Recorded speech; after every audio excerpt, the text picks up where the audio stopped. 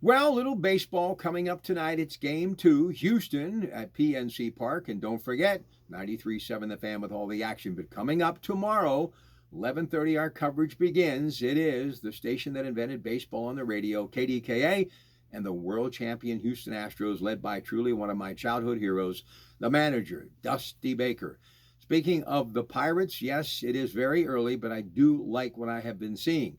And I also believe that it's time for all of us to give the Nutting family a little credit where they are starting to sign players long term, young players that we know, like Brian Hayes and O'Neal Cruz, will be in the lineup for a while. And maybe by the time they get into that really prime of their career, the organization will have started winning and they're going to be able to start producing better players long term. The farm system gets better and you continue to re-sign your stars because you're doing good business at the box office.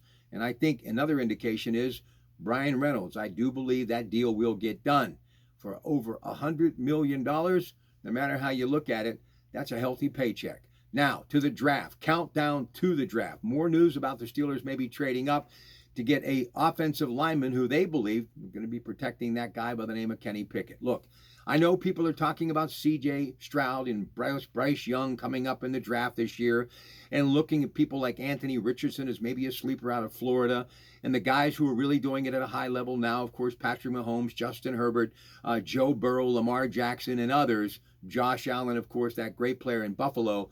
But I'm a big believer in the young man from Pitt. I do believe Kenny Pickett showed so much moxie in the second half of that season, and I think he has the right material around him to get better. When you think of Cam Hayward still playing at a high level, TJ Watt on the defensive side, and yes, we have got ourselves a running back in Najee Harris that I still believe is so important. Our wide receiver core is excellent. I think the offensive line is getting better, and if they could get that big left tackle to protect this investment that is Kenny Pickett, I think the Steelers are going to surprise a lot of people, and I have never doubted Mike Tomlin or the Rooneys. Things are good with Steeler Nation. Don't forget, we always talk everything in the way of sports, Sundays at 11 until 1 on the Coons Market Black and Gold Sunday Show, your hometown sports talk show right here on KDKA 100.1 FM, AM 1020. Good evening.